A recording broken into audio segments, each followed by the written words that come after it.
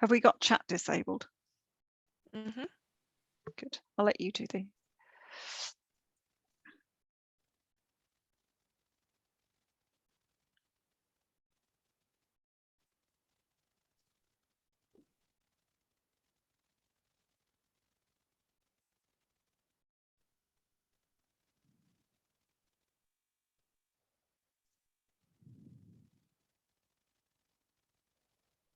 So welcome everybody. We're just waiting for a few more people to join us and then we'll make a start.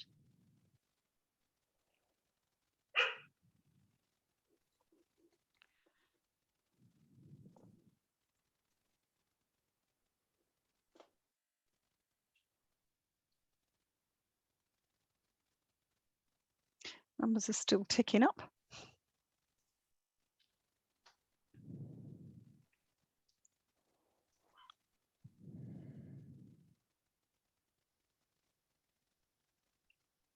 So Jen, do you want to start with sharing the introductory slide?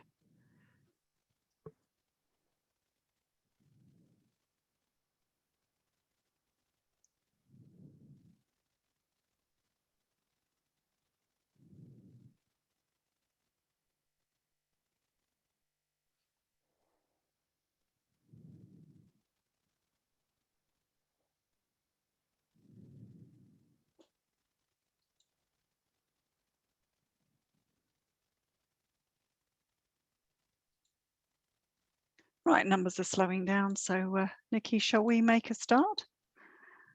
Welcome everybody. It's my pleasure to welcome you all to another one of our question and answer webinars. I'm delighted to be joined tonight by our medical director, Dr. Nikki Turner, who I'm sure you will all know.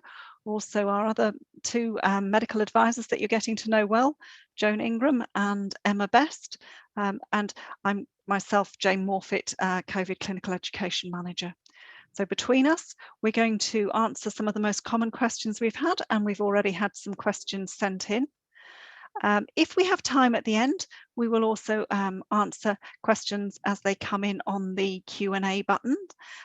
You'll notice the chat's been disabled, but if you do have questions, pop them into the Q&A and we'll do our best to answer them. Some we may answer directly. We have got behind the scenes Melanie Miller, Janet Collins, and Jennifer Andrews, and Jackie Collins, Jennifer Andrews, and Lisa Sellers are COVID facilitators who will help us to respond to questions, and then we'll select the most common ones to respond to for everybody. And then just to remind you that we do appreciate it if you fill in the survey at the end. We take feedback seriously and try to build on it for future webinars. So then I shall hand over to Nikki to start us with Karakia. Kia ora. Tūtawa mai I runga, tūtawa mai I raro, tūtawa mai I roto, tūtawa mai I waho, kia tau ai te mauri tū, te mauri ora ki te kato. Homie, hui, taiki. Kia ora. I also just want to acknowledge the people of Ukraine. Our hearts, thoughts and spirit and love go out to all those people in this country today. So kia ora to all. I'll pass back over to Jane. Right, so the webinar is going to last approximately 60 minutes. As I mentioned before, the chat function has been disabled and we will respond to the pre-submitted questions first, and if we have time, we will follow up with general questions, but we will also be responding behind the scenes to questions as they come up as well. So if you use the Q&A section. So start us off, I'd like to hand over to Dr. Joan Ingram to talk to us a little bit about the Novak Civita vaccine.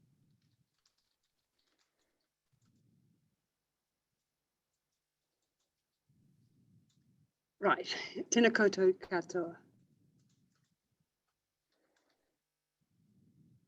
So Novak is a recombinant vaccine containing the spike protein.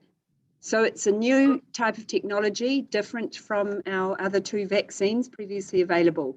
And this vaccine, unlike the Pfizer one and the AstraZeneca one, is providing the spike protein directly in the vaccine The other two depend on the vaccinee making the spike protein from the vaccine information. In addition to the spike protein, this vaccine has an adjuvant, the matrix M adjuvant.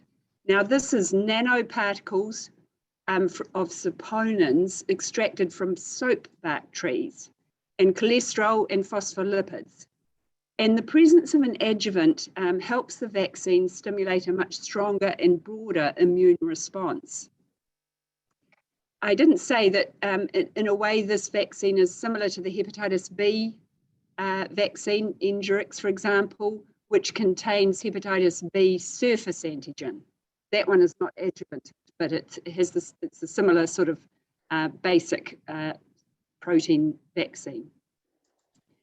Now, the adjuvant in the Nuvaxovid has been developed by Novak, and so far to date, prior to its rollout now in Nuvaxovid, it's only been used in trials run by the same company, both for malaria and influenza.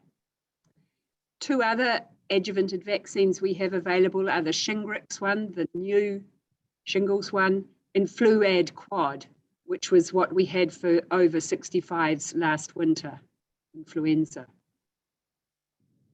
The Shingrix adjuvant is somewhat similar to this matrix M one in that it also has the soap bark tree extract, but it has another component as well.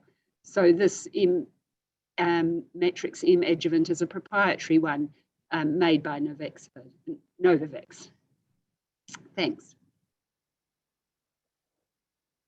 So most of our information about the efficacy of this vaccine comes from two trials.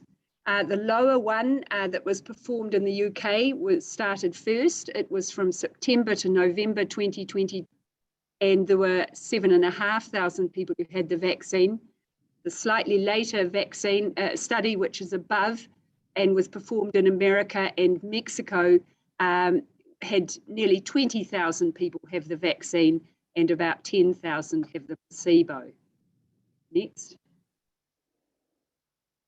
Here you see the Kaplan-Meier graph from the American study, the biggest study, starting 7 days after the second dose. I didn't mention that this is a 2-dose vaccine given 21 days apart. So from 28 days, the curves clearly differ, and this shows an efficacy of 90.4% against infection. There were 64 cases amongst the 10,000 placebo recipients and only 14 in the 20,000 Nuvaxovid recipients.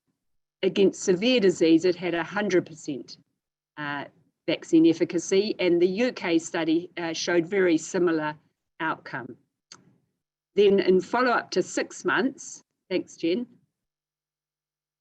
there was persisting vaccine efficacy of 82% from any infection, and against severe disease, 100%. So it's just worth remembering that these studies were performed well before Delta or Omicron, so we don't yet have real-world effectiveness for this vaccine with the current strains of the virus. Hopefully it'll hold up just as well, but it does remain to be seen. Thanks. Now here you see the data on safety events from the bigger American study. And on the left is local adverse events after dose 1 above and dose 2 below. You can see tenderness and pain were quite common, more common after the second dose than the first. And generally these were mild to moderate and resolved within 1 to 2 days. And on the right, you see the systemic adverse events, again, greater after dose 2 than dose 1, with headache, muscle pain, fatigue, and malaise being the main symptoms. So these local and systemic initial adverse events are most likely due to the adjuvant. They were more common amongst people under the age of 65 than over 65.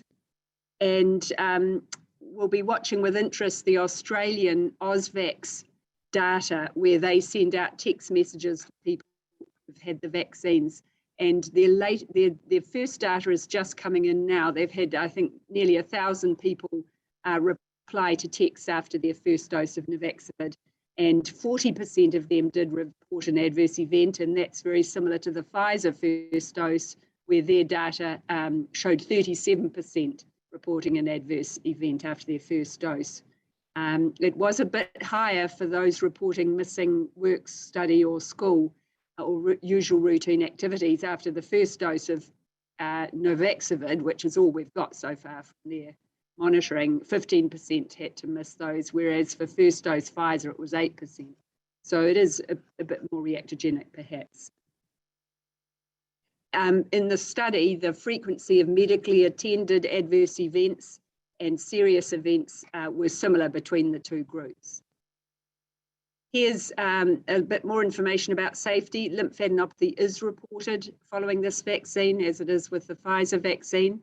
There were a small number of people, particularly older people, who developed raised blood pressure in the first week after the vaccine. A few reports of rash and injection site itching. And then there were cases of myocarditis in the study. They were balanced between the vaccine and placebo recipients. And basically, we need more data on this, and it will certainly be something we're monitoring very carefully for. So Nuvaxovid can be given with most of our routine vaccines at the same time. The exceptions are Zostavax, the live Zoster vaccine, which should be separated by at least 7 days, and then the other liposomal adjuvanted vaccines that I've mentioned, Shingrix, the new shingles vaccine, and Fluad Quad. They should be separated by 3 days because we don't want to give people 2 of these vaccines on the same day that contain the adjuvant and can cause the reactogenicity. So finally, a few more points. Can you advance it, please, Jen? So with pregnancy and breastfeeding, Pfizer is our preferred vaccine. We have a lot of real-world experience with Pfizer vaccine for people who are pregnant and breastfeeding.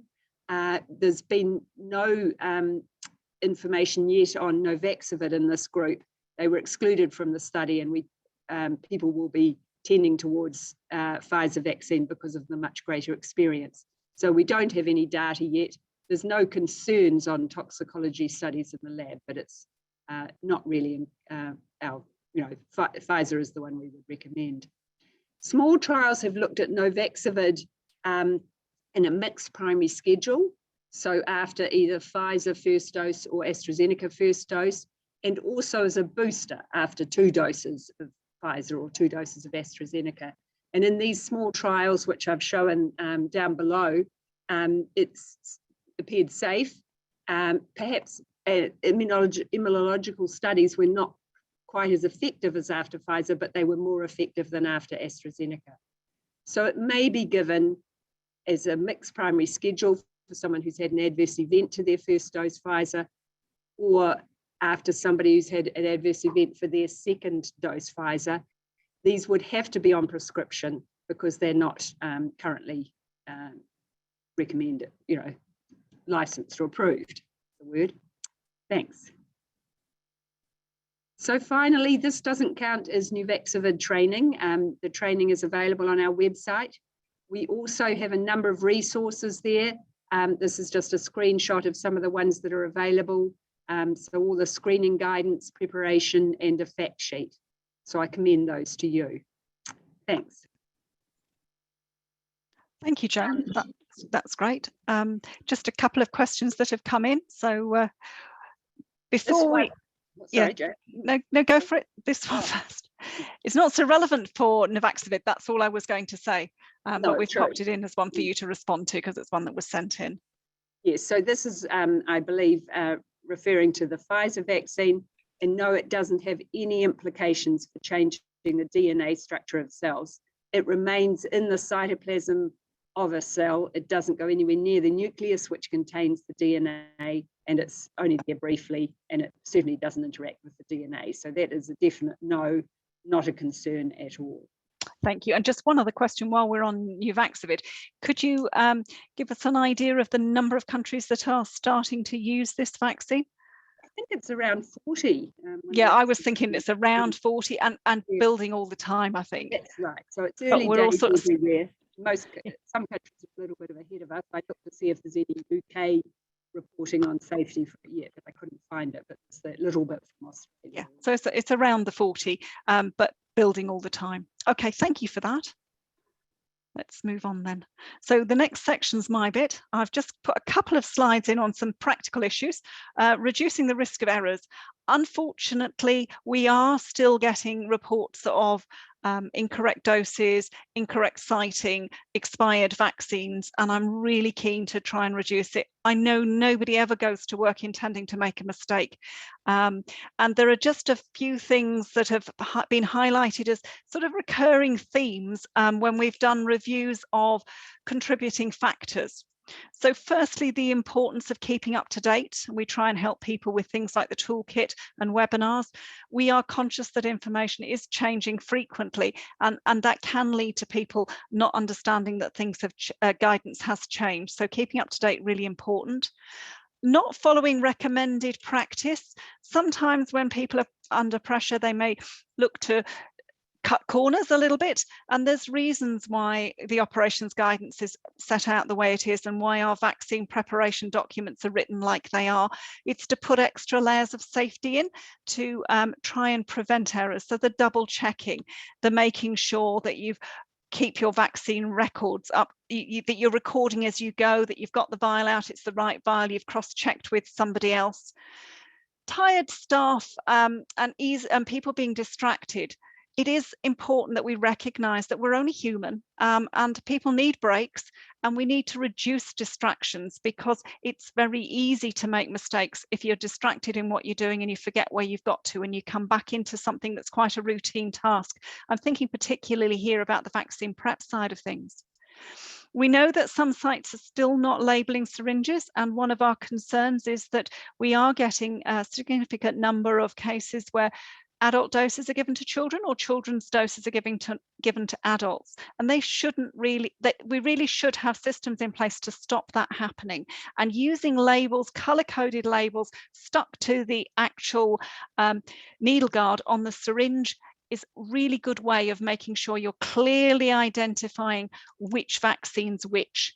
But of course that also then comes down to making sure you're checking the age of the child. And so making sure you're not assuming knowledge that they look young, therefore they are a certain age, and checking information for yourself as a vaccinator, not assuming that reception's already checked it for you.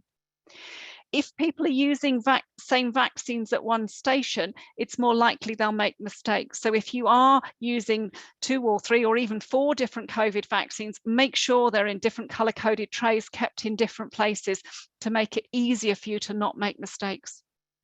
We've had a few expiry date errors, and I've got one more slide on this, but it's really important that you're checking the expiry dates and times. So you're checking the expiry date and time on the vaccine label, and that should have been cross-checked with a colleague when the vaccine was prepared as well.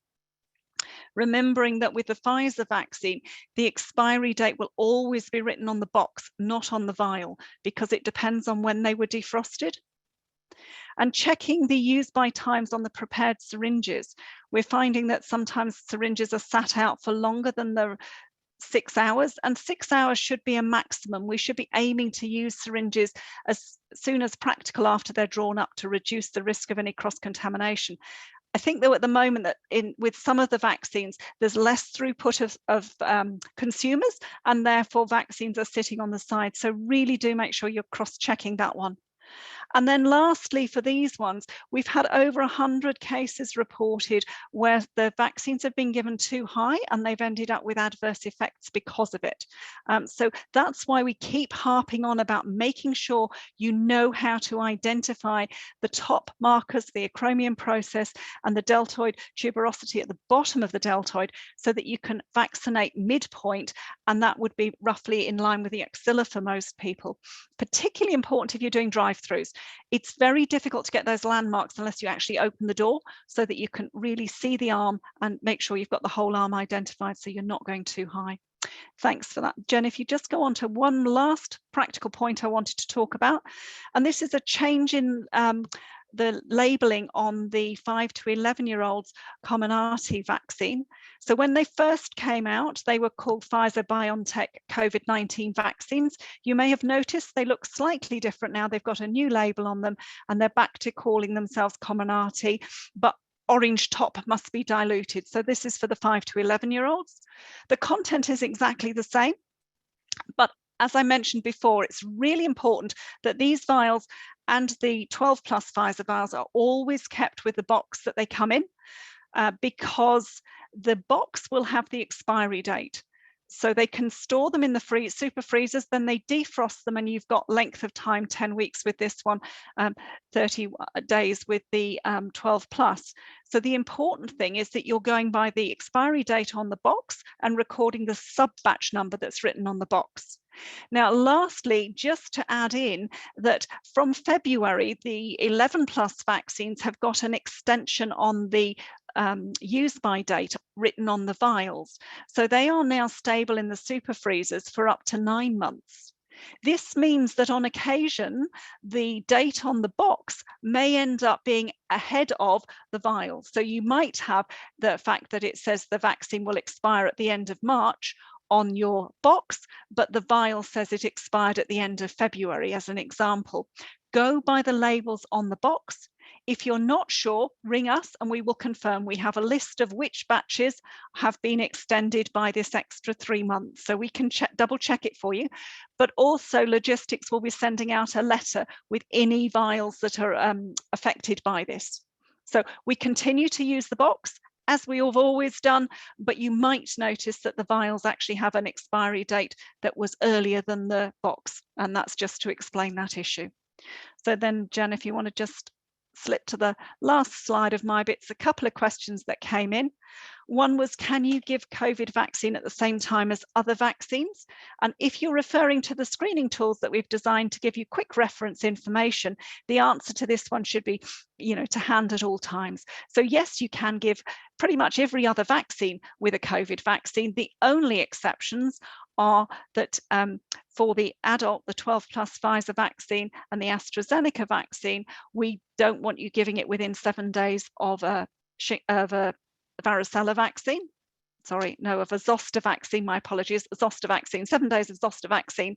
And for the new Vaxavid, we've got a new rule in there that we don't want it given within 3 days of the Fluad quad or the Shingrix, and that's because they share a similar adjuvant, as Jones just mentioned, and we just want to make sure there's not going to be a risk of a increased localized reaction or due to larger quantities of the adjuvant. So that's something that we're just watching at the moment with the vaccine being new.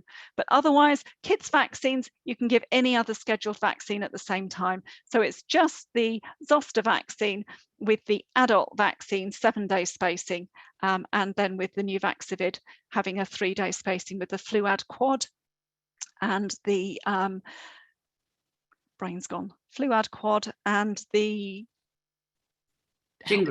Shingrix, thank you, sorry, cracking up there. Can you vaccinate someone from a household where there have been other cases of Omicron? So obviously they're in isolation for 7 days from when somebody tests positive, but if they are RAT test negative and asymptomatic, the normal screening that we do is, if people are unwell with potential COVID symptoms, we'd ask them to get tested and not come to a vaccination site. But if they are well, coming to a vaccination site, then obviously we can go ahead and vaccinate them. And if they're RAT test negative, we can go ahead and vaccinate them as long as they're not acutely unwell. We had a question in about somebody who had a patient who developed severe nausea and vomiting 40 minutes post-vaccination and was wondering whether that could be an adverse effect caused by the vaccine, or it was related to the fact that they then ended up being positive for SARS-CoV-2 the next day. So these gives a prime example of where we don't always know whether an adverse event is coincidental or linked to the vaccine. There's never any harm in reporting it through to CARM, but obviously give them as much information as possible. So in this case, we know that nausea and vomiting can be one of the signs of Omicron. one of the less common signs. It may well be that, you know, the whole family's gone down with a norovirus or something like that, so it becomes fairly obvious that it's unlikely to be vaccine related. But if in doubt, it's not really for the vaccinators to make their minds up. If there's doubt in their mind as to whether it could be linked, then give us a ring on 0800 and we can talk it through with you. And obviously you can always report something, and it will be reviewed when it's reported. Right, so that's my bit sorted. I think we're over to Emma now. Kia ora tātou. Nice to talk to everyone again. I am Emma and I am a paediatrician and I work at IMAC. So I'm going to talk through what I consider, if you could move forward, the slides, probably the commoner questions that we address as health professionals and paediatricians. About the gap between vaccine doses, what to do if your child's already had Omicron or a COVID infection in the midst or prior to their vaccine, about the booster vaccinations in older children and adolescents, and also about third primary doses in children under the age of 12, so the 5 to 11-year-old group. So next slide, please. So I guess we've been at a stage in the vaccine program when the pediatric vaccine was rolled out that there's actually quite a lot of accumulating information around international data that the longer gap, or giving a normal appropriate immune gap between doses, gives a better immune response and maturation can be measured in adult data, and also does seem to impact on vaccine effectiveness as well. There is early information or sort of accumulating information that potentially the most serious adverse event that we're concerned about, which is myocarditis, which is more common in adolescents and young people and males, is less if the gap is longer between vaccines. So when you're planning the pediatric program, you know, giving them the gap to prepare them in case there was any adverse events, the longer gap was going to be potentially likely to be less problematic if this was seen. Unfortunately, it's shown with the 5 to 11-year-old age group that myocarditis is much less risk overall anyway than what we see in adolescents and young men. There's also some early information from the States in New York, the vaccine-derived protection, when they give their program 3 weeks apart in 5 to 11-year-old, and perhaps that seems to be waning to prevent infection, although it's still good against severe disease. And potentially a wider gap might have helped their program over there. That was one of the authors' hypotheses. But we certainly do say, you know, if you need to bring the gap closer than 8 weeks, you know, more like 4 to 6 weeks, that would be appropriate for kids who are at the highest risk of severe COVID. Go forward would be great. Omicron is a mild infection in children and younger children, which is good. But we still do want to get some direct protection from vaccination, so that although there is a very low risk of hospitalisation, it's not zero. Whānau parents, they want to protect their children from the pandemic, from illness and from overwhelming health services, like all health professionals, and we do as well. There is a rare syndrome of post-acute inflammatory syndrome, or PIMS or MIS-C, they're called in different jurisdictions, and they happen despite having mild infection in paediatrics, and they're most common in the school age group, so between the sort of 5 to 15-year-old group, 5 to 11-year-old group as well. And vaccination does protect against this rare post-inflammatory sequelae. There still are groups of children who are aged 5 to 11 who are certainly at higher risk of having more serious Omicron, including obesity and those with medical conditions. And some of the medical conditions occur more in vulnerable groups, and certainly amongst Māori and Pacific whānau and Tamariki as well. So next slide, thanks.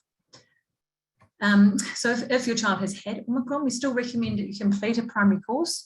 You can wait a substantive amount of time after infection, because it's very unlikely to have a second episode of infection in the first 3 months. And the combination of vaccination and natural infection give a broader immunity. The evidence so far from adults looks that it's actually immunologically a good setup for the future. And I think we need to think about our future variants and just preparing a population which has been COVID naive for a virus that's going to be around and around and around.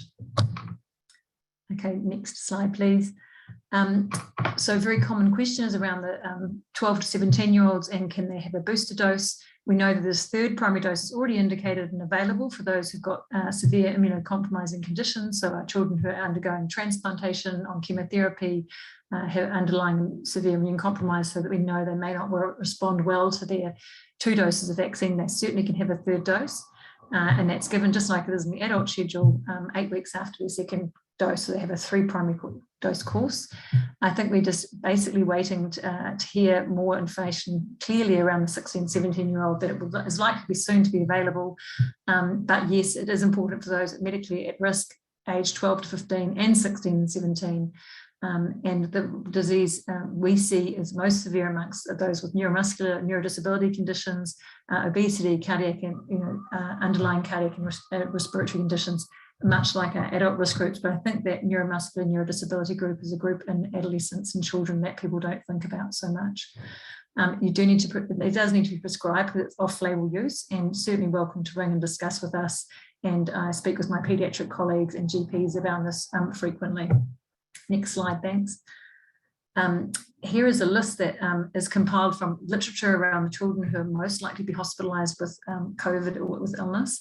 It's available in our startup clinical guidelines, but my very kind registrar fellow Amanda has prepared it for other talks, and you can see the list of things like bronchiectasis, cystic fibrosis, those who are obesity, who might be on BiPAP for obstructive sleep apnea, those with poorly controlled asthma, congenital heart disease, severe cerebral palsy, neurodevelopmental disorders. All these are groups of children who are at higher risk of hospitalisation should they get Omicron. It tips them over the edge. Next slide. What about boosters or a 3rd primary dose for those who are aged 5 to 11? So there isn't really any information around this for the New Zealand program at this stage, although it is happening overseas internationally. That 3rd primary dose for severe immunocompromise is amongst other schedules, including Australia and the US. So I think we need to watch the space about the information and when we're going to do, if that will happen. And by my calculation, there's no one who would be due that in this age group before the 2nd week of April, because when we started the program, plus a 3-week or an 8-week gap, plus another 8 weeks on top of that. And I think that's my last slide, and happy to answer questions at the end, as everyone will be.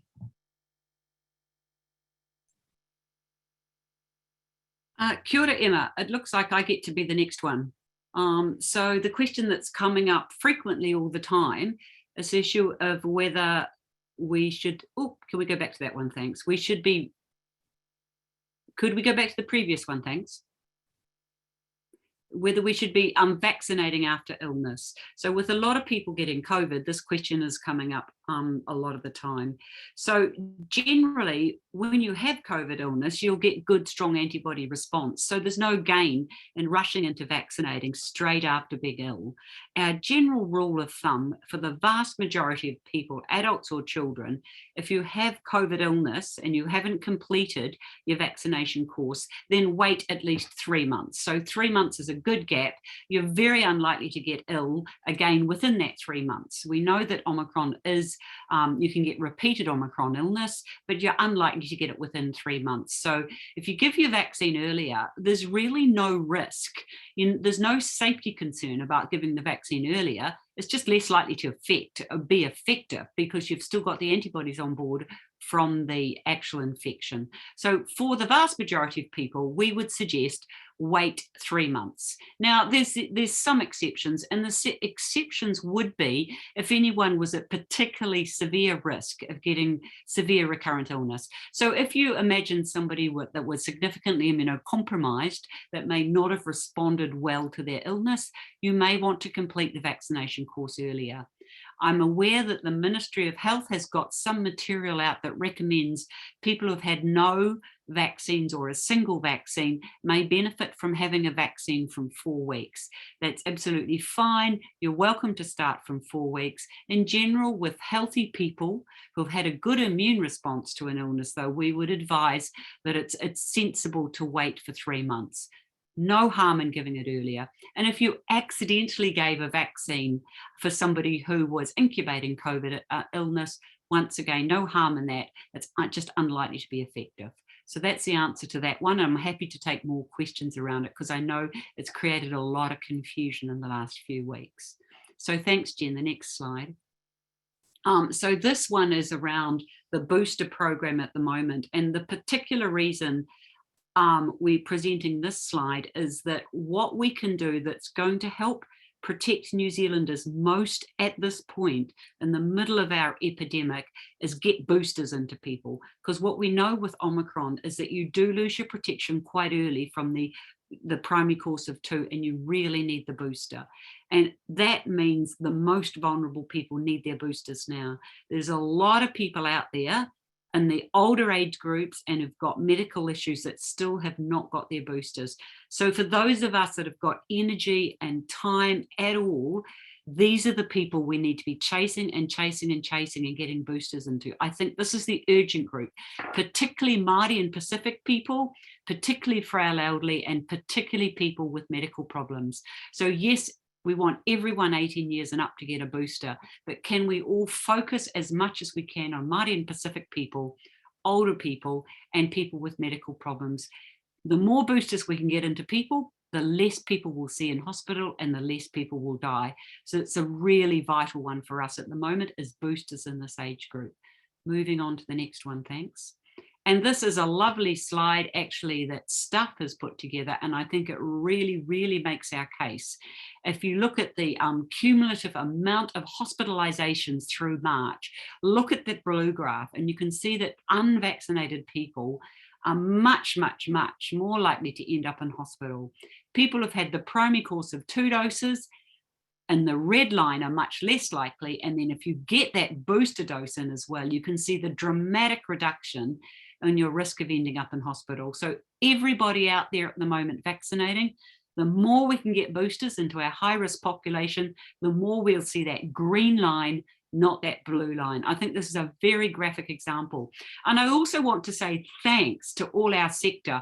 What an amazing difference vaccination has made. If you ever get home at the end of the night and you feel fed up with your job, just remember, look at this graph and what a difference our vaccination program has made to our hospitalization rates. It's absolutely stunning. And I think it's the reason we get out of bed in the morning and still go to work, because my goodness, it's making a difference. So the next slide, thanks. So I think these are still questions for me, I suspect. So the next question is, when would be the best time to start vaccinations after COVID infection? Now, I believe I've covered that. And as I say, for almost everybody, we would recommend 3 months, but there are no concerns if you have given it earlier or you choose to give it earlier. Why would this be a priority? I think we've covered very clearly that it is really important to get boosters in. What we know with Omicron is that you do get rapid drop-off of your antibody protection from the first 2 doses. You still have good protection against severe disease, but your antibodies drop off fast. So the booster is really very important. So now there's a question that's come up quite a lot, that if a 3rd primary dose is given after 3 months, do they need a booster? So now we're talking about severely immunocompromised people who we recommend giving a primary course of 3 doses to offer better protection than the primary course of 2, and we still recommend a booster. Now, for a lot of these people, we may have missed the moment to have got the 3rd dose within 8 weeks of the 2nd dose. So often they've had the 3rd dose more than 3 months after the 2nd dose. So it's essentially turned the 3rd dose into a booster. So instead of having a primary course of 3 plus a booster, they've ended up like the rest of us with a primary course of 2 plus a booster. Now, because this group of people is quite at severe risk of severe COVID, sorry, they're at the high risk of severe COVID, we would recommend that they still go on and essentially get a 4th dose. So even though they'll end up having 2 boosters, they'll have a course of 4. So if you're going to do that, we would recommend that the second, so the next dose, the last dose you're given, is given at least a 3-month gap from the 3rd dose. So essentially for these high risk people, they still get 4 doses in whatever formation we give it. And then the question that is coming up repeatedly for many people is there a role for more boosters? So we've started to change our language a little bit and talk about a primary course, which consists of a course of 2 doses plus a booster, or a course of 3 doses plus a booster for somebody at high risk. Now, is there a role for future boosters? Now, at this point, it's important for all of us to be aware that the data to date is showing that even out to 6 months after a booster, you've got really good protection against severe disease. You do lose your protection to mild disease, there's antibody drop off, but there's still good cellular memory. And even after 6 months after your booster, for the vast majority of people, we're still seeing good protection against severe disease. Now, the question is, when do we start to lose that protection? And it looks like, particularly for the very elderly, for the frail elderly, they may well need a second booster. Some other countries have already introduced this. Israel's been trying it in different ways. The UK has introduced a second booster for the very elderly. So New Zealand will be looking at this data over the next few weeks and months and deciding whether it's appropriate, firstly, for the very elderly and those with severe medical problems to have a second booster. And then, of course, the next question would be if and when it might be appropriate for frontline healthcare providers to have a second booster. So at this stage, we're still protected against severe disease, but watch this space. It's potentially possible that we will need a booster. This doesn't mean that we're going to need to be boosting the whole population. There is no evidence that the whole population needs a second booster at this stage. Obviously, if suddenly we got a big change in a variant that escaped vaccine immunity, we might need to consider it. But having said that, it's very interesting that all the variants that's been thrown up to date have not escaped vaccine immunity, so that has not been necessary. So that's probably less of an issue. I think looking forward, it is more likely that we will end up in a respiratory pattern, more like an influenza respiratory pattern, where the majority of the population will now have a mixture of immunity from vaccines, plus many of us now have immunity from wild disease as well, getting a broad protective immunity against potentially many COVID variants. And then we may have to look at boosting going forward, particularly high-risk populations. And I think that's the most likely scenario, unless there was a sudden significant shift in the variants. So moving on, what other questions have we got? I think this is just now a list of clinical resources for people and clinical advice. So please come to our phone line and use it as you can and need to. There's a CIR helpline listed there, the helpline for the public, the Arfina app, the toolkit for vaccinators that we try and keep as updated as much as we can, because we're very aware of the flood of information and the rapid change going on at the moment. And then the Ministry of Health website and a useful website for Autism New Zealand. And back to Jane. Okay, thank you. I think that's all our questions that were sent in responded to. And just to say that the toolkit will be coming out next week. We're just waiting for some expected clarification from the ministry around booster doses and a few other things. And then we will be getting that out to everybody, the March version, as I say, sometime next week.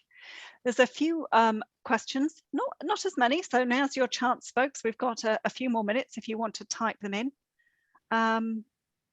So there's a question here which is asking for clarity about using Nuvaxovid as a booster dose for somebody that's had reactions to Pfizer vaccines, which is one of the areas that's quite challenging because it's not part of the vaccine mandate.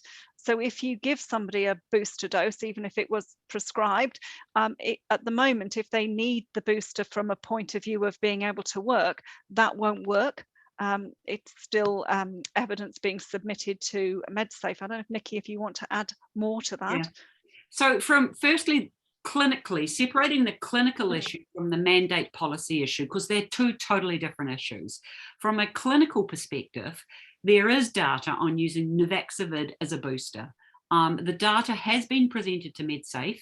We are very much hoping that we'll hear back from MedSafe within the next few weeks. So we're in a bit of a no man's land at the moment, whereas we do feel that the data is adequate to support a healthcare provider to offer it off-label, and that would apply to somebody who's had a severe reaction to Pfizer or AstraZeneca, or just for personal preference would prefer to use Nuvaxovid. So you can certainly use it in an off-label situation when the provider feels like they have enough information to write the script and give informed consent. I think the little quirk is to remember that people who are worried about vaccine reactogenicity, that this vaccine is also reactogenic. So we can't promise them that they won't get any reactogenicity, but I think it's perfectly okay for consumer choice to choose it. Now that's separate from the mandate issue, which is quite complicated and more of a legal issue. And so if you've got a mandate issue, you may have had your exemption running out at this point. Now, so this is a discussion really at the policy political end for the ministry to solve. All we can say is clinically, we're comfortable for people to choose to use Nuvaxovid as a booster. We think it's an appropriate as a second choice if people cannot or do not choose Pfizer. So clinically, we're happy with that. Policy, we're hoping to get it, if you get it through MedSafe soon, that'll solve a lot of the problems. In the meantime, there is this grey area for mandates. And that was the reason I mentioned it, was because people are saying, well, why do some of our guidance say, yes, if it's prescribed, it can be used, and other guidance saying, but there are other issues, which is the one around the mandates and the legal side. Yeah. Okay, so another one here. I'm just scanning through those ones. So that one's been answered. My apologies.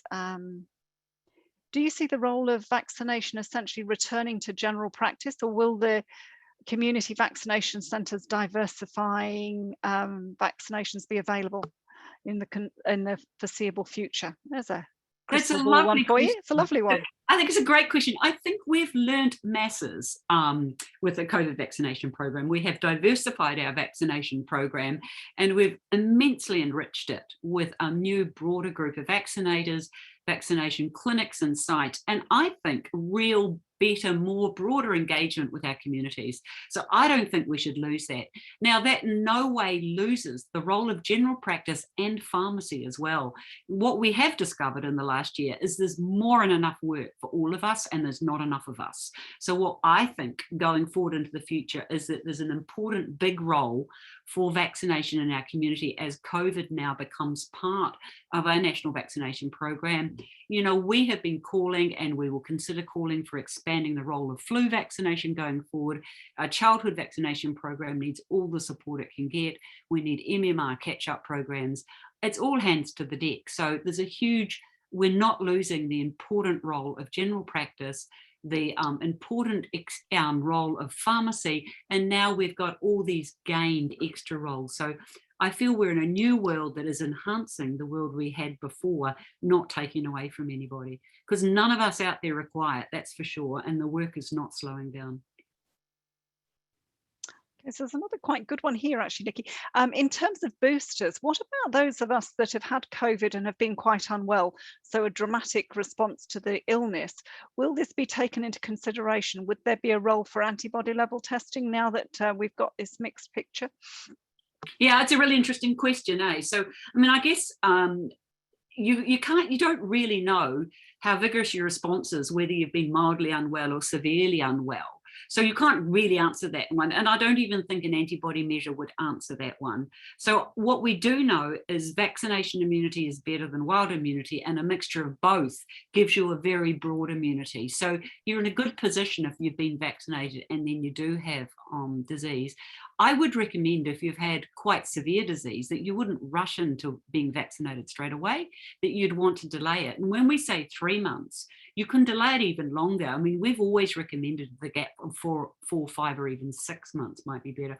I wonder if Emma or Joan, do either of you want to add any comments to that? Oh, sorry, I keep on having no video. No comments on top of that specifically, Nikki, although the other aspect that's come up a couple of times in the chat has been about other routine immunisations. I don't know if specifically. Oh, right, go for it. When a child gets, has had COVID and out of isolation, so 7 days at home, can they have their MMR, their usual, infant schedule? And absolutely they can. I mean, we think of it in children, fully recovered, go for, like you would with your usual indications for a vaccine. So obviously, fevers over 38, acutely unwell, you delay vaccination. But once recovered, routine schedule, MMR, varicella, all those things, no problem, on time, great.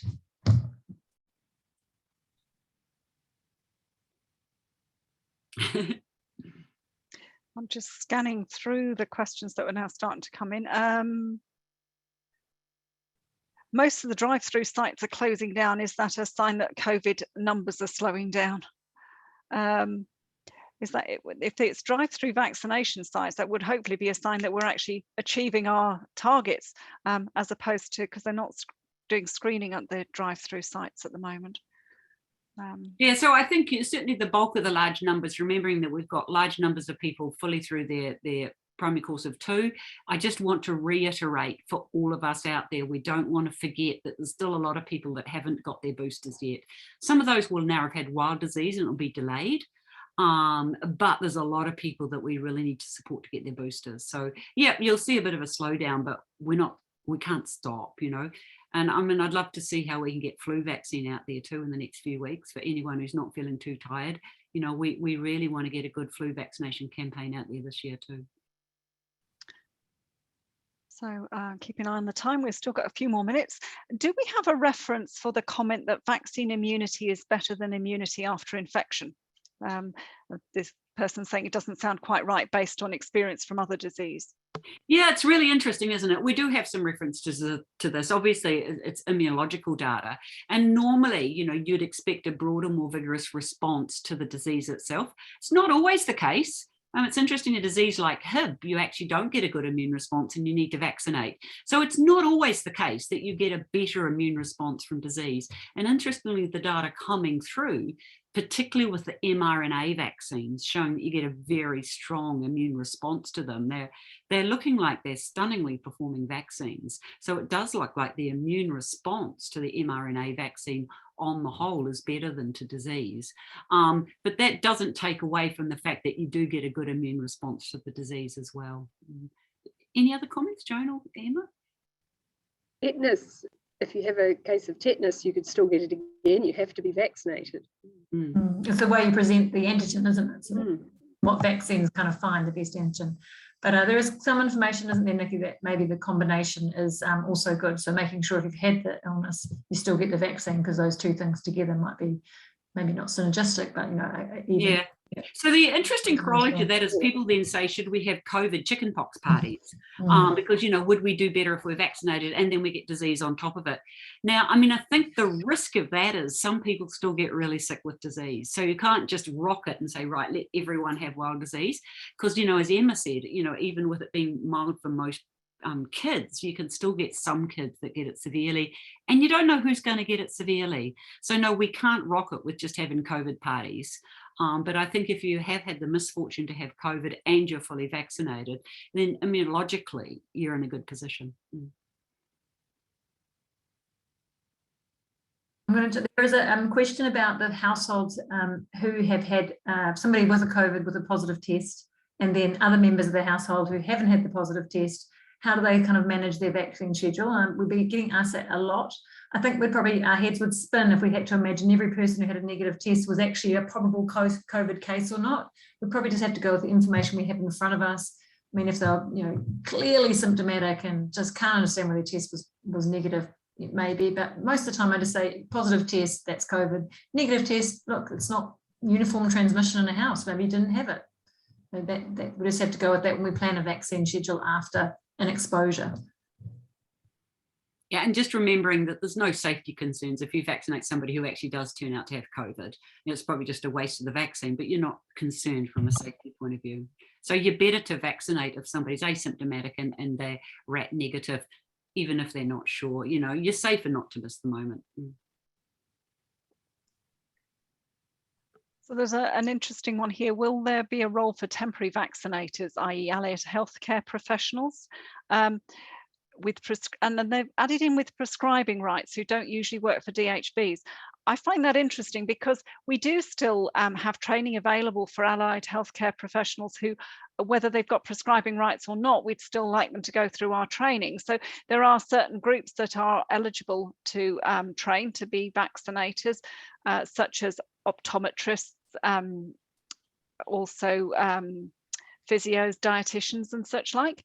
And then we're also conscious that we have had support from people like dentists and such like with prescribing rights. Whether there will be such a big ongoing demand for vaccinators as more of the population gets vaccinated, and hopefully we'll need slightly less numbers of vaccines given, even if we are doing booster doses for the over 65s and high risk, as was discussed. It's something that's being discussed at ministry level as to whether the training will continue to be open and available for allied healthcare professionals that don't normally vaccinate. So that's something that is being discussed, and we hope to have some clearer guidance mid-April on that one. What work's underway to combine RSV, flu and Pfizer combinations? How cool, wouldn't that be perfect? Wouldn't that be lovely? None, sorry. So RSV, there is a lot of work underway around RSV vaccines, and we are looking and hoping in the future towards RSV vaccines. COVID and flu, there are underway people who are trying to put COVID and flu vaccines together, and I hope in the future we will see flu and COVID combination vaccines. It'll probably be a while before we manage to get a magic wrap them all together respiratory vaccine. That would be a dream. But we do need better flu vaccines. So I'm really hoping what we learned from COVID technology will translate across to flu vaccines. And I think it's quite a compelling case, particularly for the elderly, that it could be quite effective together. Not yet available, but certainly being thought about. That comes to the end of the questions. What we found is useful is if we leave the webinar running, having come to the end, gives people a chance to scroll through the answered questions and just check, because we've actually written quite a few of the answers in the chat. Oh, there's one last one. Will flu vaccines be given the same time as COVID vaccines? The answer is yes. They can absolutely be co-administered, and it's probably recommended. It's very useful to do. Just remembering the small exception, the Novak vaccine with the private market vaccines, they all have that new adjuvant. They're private market vaccines, Fluad and Shingrix. So you're not often going to see that. The standard Pfizer, the AstraZeneca vaccine you can give with flu vaccines.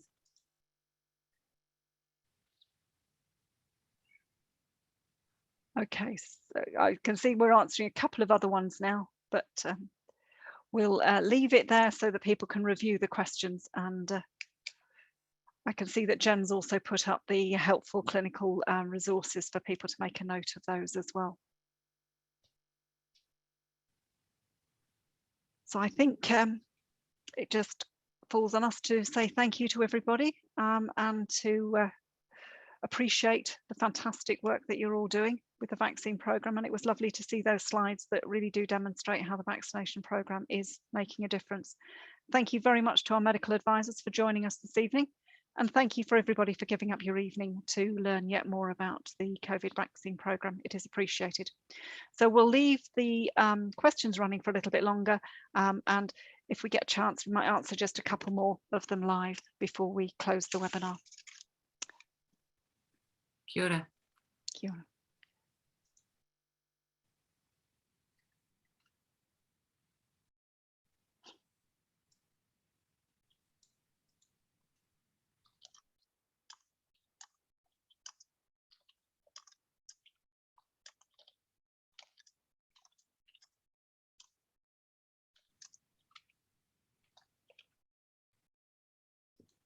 I'll leave. Bye, guys. Bye. Thank you, Nikki. We only need one of us to stay on now, really, I think, once we've finished answering these ones.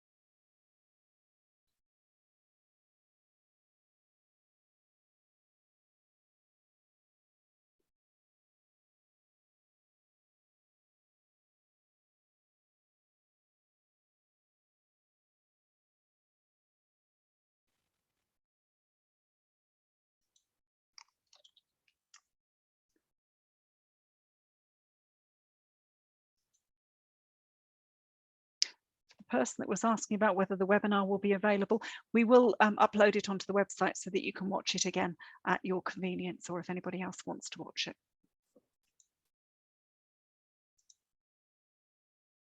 I'll chase up when the flu webinars will be available. I would imagine it will be in the very near future. It usually only takes us a day or two to get them live.